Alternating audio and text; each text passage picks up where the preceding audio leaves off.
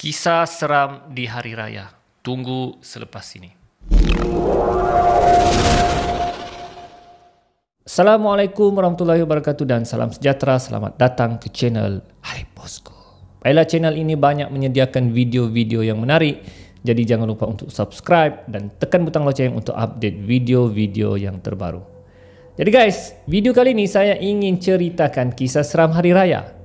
Hari ini Hari Raya Aidilfitri, dan sekarang ketika saya buat rakaman ini adalah Hari Raya yang ketiga bagi tahun 2022. Dan Hari Raya kali ini adalah Hari Raya yang sangat meriah daripada Hari Raya sebelumnya yang Raya PKP, Raya COVID. Dan Raya ni semua sudah bebas, ya. Semua boleh berjumpa dengan keluarga, boleh menyeberangi negeri, boleh menyeberangi daerah.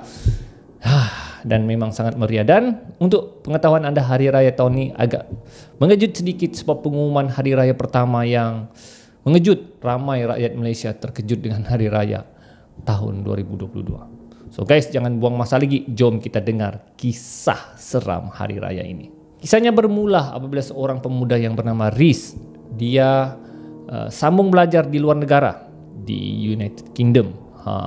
Jadi dia sudah lama tidak pulang ke kampung, lebih kurang 5-6 tahun lah begitu ya. Dan dia ingin buat surprise dengan family dia, ya, dan rakan dia di kampung untuk dia buat surprise lah, buat kejutan yang dia pulang secara tiba-tiba. Dia ingin tunjukkan yang dia sudah berjaya. Dulunya dia seorang nerd, dia budak kacamata, budak macam skema. Kali ini dia mau tunjuk yang dia sudah smart, dia sudah handsome, bergaya, begitulah. So dia tidak bagi tahu siapa-siapa. Dia pulang secara tiba-tiba untuk beri kejutan kepada orang kampungnya. Dan orang yang paling dirindunya selain daripada family-nya, rakan baiknya itu si Naim. Naim ni ada best friend kepada si Riz. Ya, susah senang bersama. Memang dari kecil dia suka bermain dengan si Naim, ya. Jadi banyak kenangan-kenangan manis pahit bersama si Naim, ya. Dan Naim ni kurang sikitlah dari segi pembelajaran, ya, dari segi pelajaran. Jadi dia tidak dapat sambung belajar, hanya setakat SPM saja. So dia amat-amat rindu untuk jumpa dengan sahabat baiknya. Jadi sampailah si Riz ni di Malaysia. Jadi dia tidak bagi tahu siapa-siapa, dia tidak minta ambil siapa-siapa depot, dia naik bas manual pergi ke kampungnya. Jadi perjalanan memang agak lama, dan sampai saja di kampungnya dia berhenti di simpang kampungnya, dan dia jalan sedikit lah untuk masuk ke rumah dia. Jadi sepanjang perjalanan menuju ke kampungnya, tiba-tiba dia nampak seorang lelaki tengah duduk di tepi longkang sambil merenung jauh. Dan bila dia tengok betul-betul, rupa-rupanya itu adalah rakan baiknya.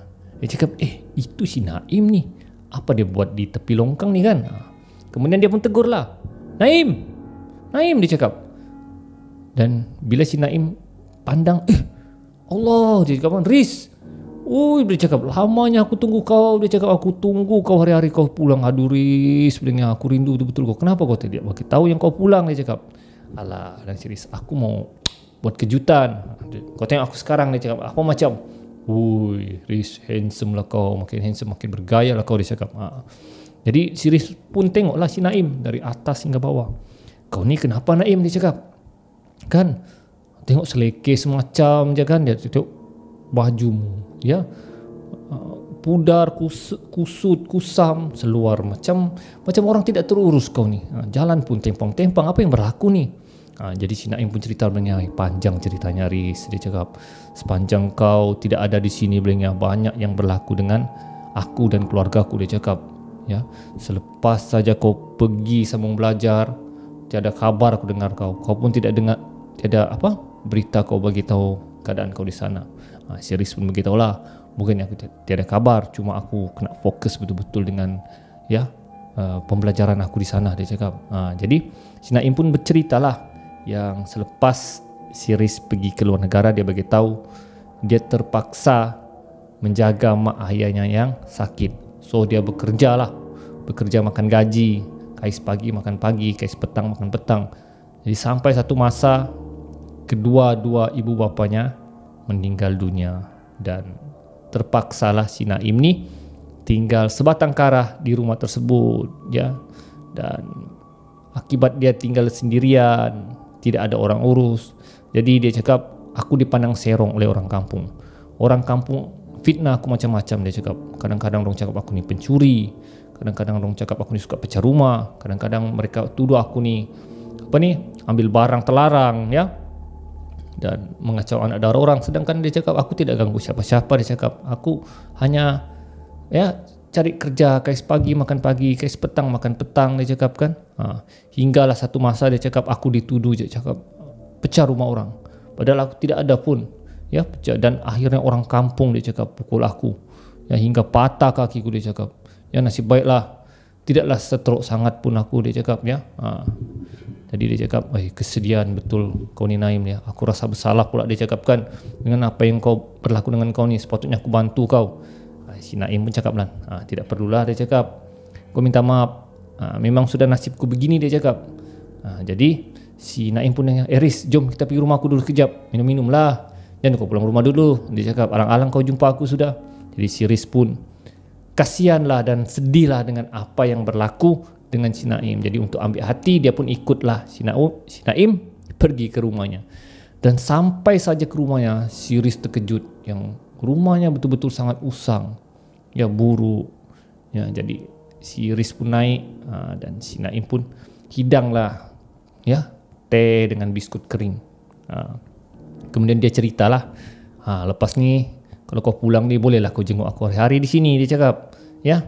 Dah ada masalah tu, bilang si Riz, nanti kita carilah, cuba cari penyelesaian untuk kau, cari kau kerja, aku bantu kau lah semampu yang mana yang boleh. Terima kasihlah Riz, dia cakap kan, kau pun sekarang orang hebat, aku ni siapalah, dia cakap. Jadi mereka pun asyik bersembang, mengimbas kenangan, sampailah si Riz lupa pulang ke rumah dan dia tertidur di rumah si Naim.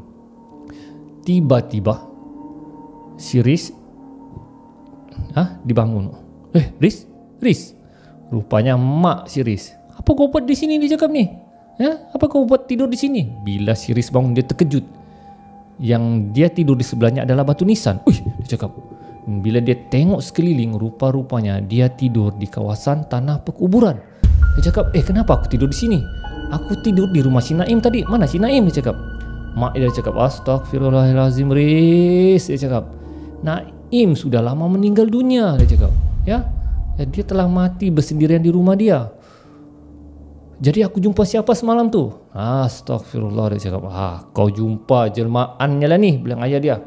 Itulah kau, dia cakap, pulang tidak bagi tahu mak ayah, pulang secara tiba-tiba. Kan kau merasa sudah, inilah akibatnya, dia cakap. Sudah, dia cakap, balik rumah dulu, bersiap-siap, baru berhari raya dia. Nasib baiklah mak ayah ni mau, ya, pergi kubur untuk menyusur kubur, dia cakap. Rupa-rupanya kau lah pula ada di kubur ni. Astagfirullahalazim. Jadi si Riz pun rasa terkejut dan sedih. Rupa-rupanya rakan baiknya si Naim sudah meninggal dunia. Dia betul-betul rasa bersalah lah dengan apa yang terjadi dengan si Naim. Dan dia berasa betul-betul kesal. Dan baru dia teringat apa kata si Naim yang dia cakap, kini kau boleh kunjung aku hari-hari. Rupanya itulah yang dimaksudkannya. Dia boleh mengunjungi kuburan si Naim setiap hari. Ya, si Riz betul-betul rasa menyesal dengan apa yang terjadi. Dan dia rasa kecewa dengan orang kampungnya yang membuat, ya, fitnah kepada si Naim. Ya, dan dia berdoa mudah-mudahan si Naim ditempatkan ke dalam syurga. So guys, itulah dia kisah seram hari raya. Ya, kisah ni memang tragis lah, agak sedih lah, ya, agak sedih sebab rakan baik, ya, betul-betul menanti rakan baiknya pulang dari luar negara dan amat merindui rakan baiknya, dan bila pulang begitulah pula jadinya, ya. Dan kalau boleh kita elaklah fitnah memfitnah ni, ya. Kalau kita fitnah orang sampai orang tu meninggal dunia, kalau kita tidak, ya, selamat di dunia, di akhirat pasti akan dibalas. Ya, sepatutnya orang yang susah-susah begini kita bantu, kita bagi dorongan, kita bagi motivasi agar dia dapat meneruskan hidup dia. Jadi guys, setakat itu saja kisah seram hari raya kita kali ini. Kita akan berjumpa lagi di video akan datang. Ali Bosku, Assalamualaikum.